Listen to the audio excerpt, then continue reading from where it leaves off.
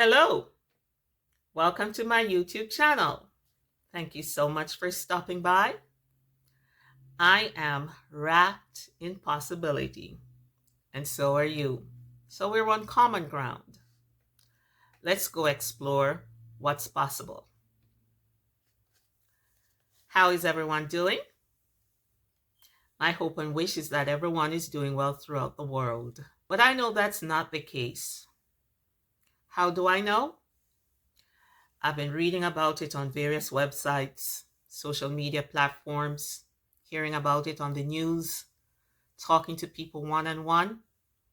And what I've been hearing and feeling and seeing is that there's a heightened state of anxiety and stress in our world today.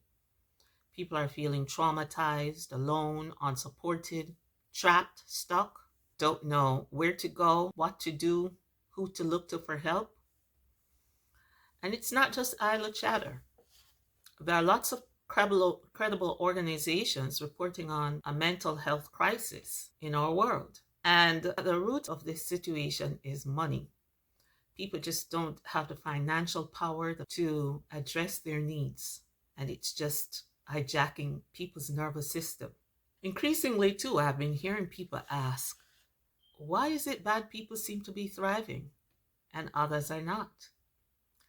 I have a theory on that. And if you stick with me to the end of this video, I'm going to share with you what my theory is. But I have a question of my own too.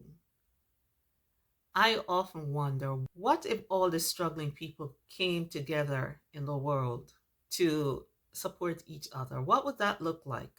Where would that lead to? How could we accommodate that?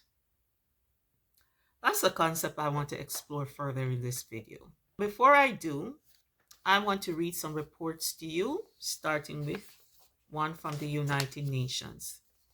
In its September 2025 publication, it stated, more than 1 billion people worldwide are living with mental health conditions, according to new data released by the World Health Organization. Disorders such as anxiety and depression are exacting a heavy toll on individuals, families, and economies, yet most countries are failing to provide adequate support. You heard that correctly. Most countries are failing to address the mental health problem in their countries. Mental health problems are widespread across every society and age group and remain the second leading cause of long-term disability. They drive up healthcare costs for families and governments, while costing the global economy an estimated $1 trillion each year in lost productivity, according to United Nations health experts. Another organization reporting on the matter was Forbes magazine. In its June 20th, 2024 publication, it had an article entitled Stress, Statistics, and Facts. It stated in that article, according to the American Psychological Association's Stress in America 2022 survey results, money is a major source of stress for 66% of adults, with 57% stating current expenses such as food and rent as their main source of money-related stress. The remaining 43% of this group states saving for the future as their main source of money-related stress. Approximately 75% of US adults feel that violence and crime are significant sources of stress in their lives. Around 34% of adults report feeling that stress is completely overwhelming for them on most days.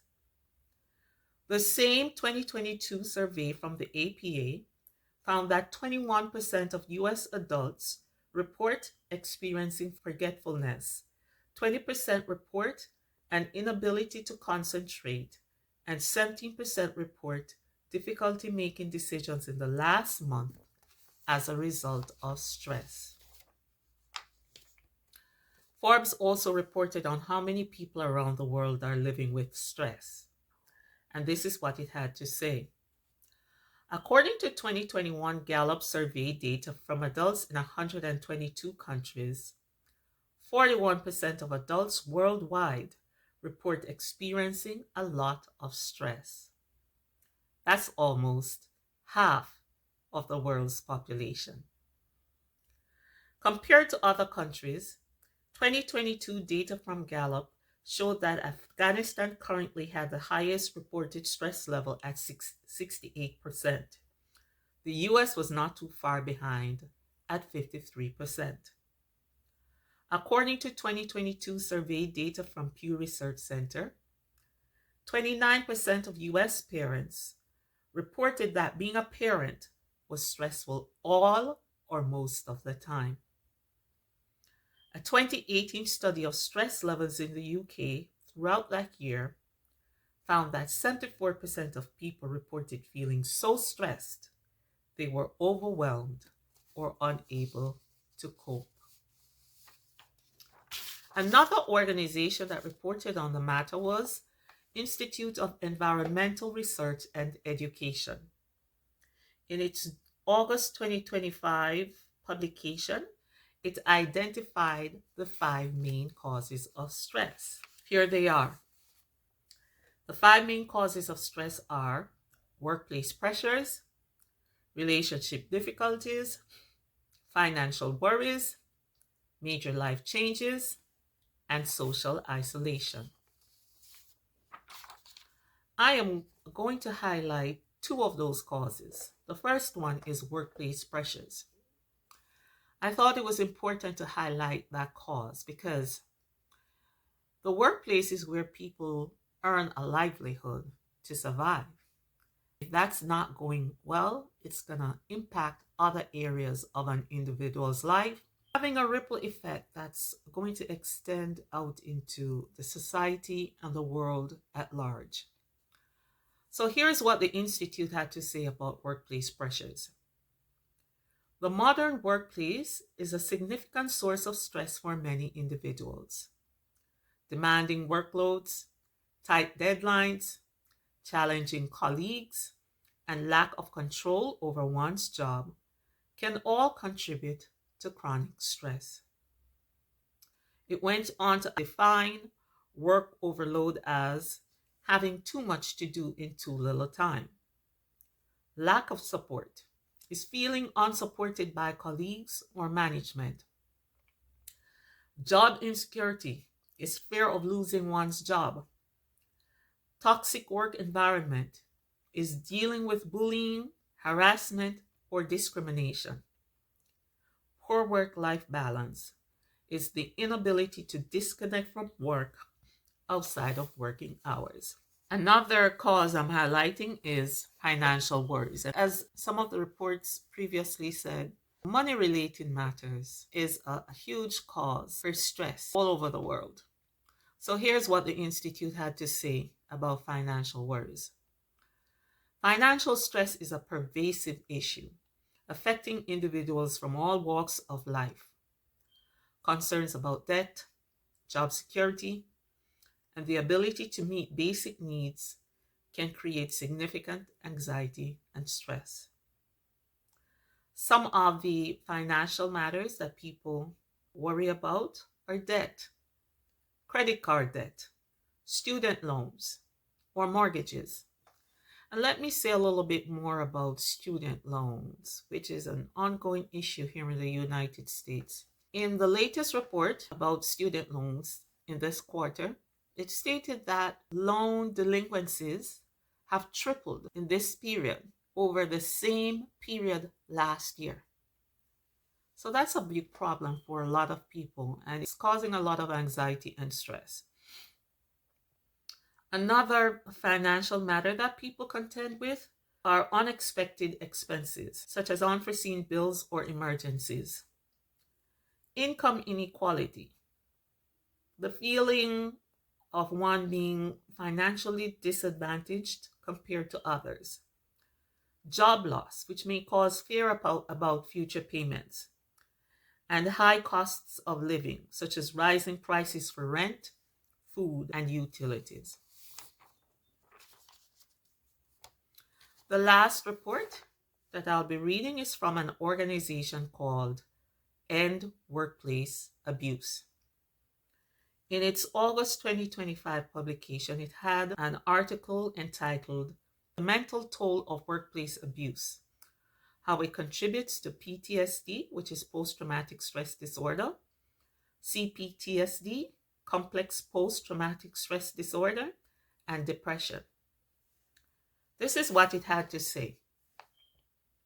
Work trauma is real, and it can leave scars that last long after the job ends. In the same article, it also spoke about the silent outcome of long-term abuse. It said, workplace abuse is one of the least discussed contributors to major depressive disorder, MDD, but it's also one of the most common. When you're in an environment that constantly devalues you, punishes your boundaries, or makes you question your worth, your brain can internalize it.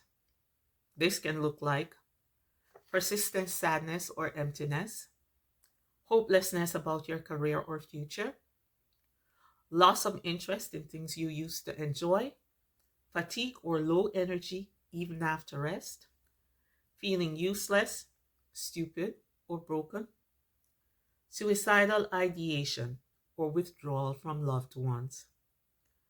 And because it happened at work, people rarely treat it with the seriousness it deserves. The article also spoke about marginalized people are at higher risk. And it said, let's be honest, not everyone is treated equally at work. Black women, LGBTQ plus employees, people with disabilities, immigrants, and other marginalized groups often face intersectional abuse, subtle and overt, that leads to compounded trauma. When your identity is used against you, when you are constantly forced to prove yourself, when you are targeted because of who you are, it's not just about work, it's about survival. So there you have it, guys. The reports are out, and they're not good. There is a mental health problem plaguing our world today. And as the United Nations report stated, countries are not adequately supporting that crisis. So, what do? It's obvious. We have to support ourselves. We have to come up with a plan of action of how we can help and empower ourselves. I mentioned at the top of the video that I was gonna give you my theory on why is it bad people are thriving and others are not. My theory on that is that bad people are coming together to support each other and to create systems that protect their interest. They're committed to supporting these systems in place to ensure that they thrive, not just one time, but for a long time. You know, they're finding people who think like themselves to join forces with to ensure that their needs and their interests and whatever else are met, and they submit to supporting each other. So it begs the question, why don't other people do that? What if all the struggling people in the world came together to support each other, to create systems like a bad people? Systems that will support their interests and their needs, and not bad systems, good systems. What would that look like? How could we accommodate that? Where would that lead to? I have an idea. In fact, I created a Facebook group page just for that purpose. It started around the time when there were a lot of protests in the United States about the student loan problem, student loan debt borrowers. And listen, a large group over 40 million student loan debt borrowers alone are in the United States. And I was a part of that group. At the time, I created a Facebook group page. And the protest was about government forgiving student loan, having widespread forgiveness of student loan. But it quickly became apparent to me that's not going to happen. At least not at the degree at which people were asking for it to happen. So I thought, how can I help myself and the other 40 plus million people who are in a similar situation as I was? So I came up with the Facebook group page called I Want to Pay Off My Student Loan. And the idea behind that was to have people convening in a central space to help each other. I thought, what if most, if not all of those people, student loan debt borrowers, came onto that page, then went out and created YouTube channels, uploaded videos to their YouTube channels, and then post their link in the Facebook group page for other group members to click on. That would quickly build a subscribership base for each member in the millions, from which they could then derive an income from YouTube to pay for their student loans. In the YouTube space, there are other ways one could derive an income. For example, being sponsored by companies, being a brand ambassador for companies, promoting their products, selling merchandise, participating in affiliate marketing. So all of those are different ways people could actually earn money from YouTube. But if we not want to stick with the YouTube platform only, they could venture out in other business and have the support of members on the Facebook group. They would have already been a part of an established community from which they could network and venture out in other things. So I'm thinking, this is just such a splendid idea. And I've shared it with other people who support that. There is no cost to it. Facebook is free. It's free to join Facebook. It's free to open a YouTube channel.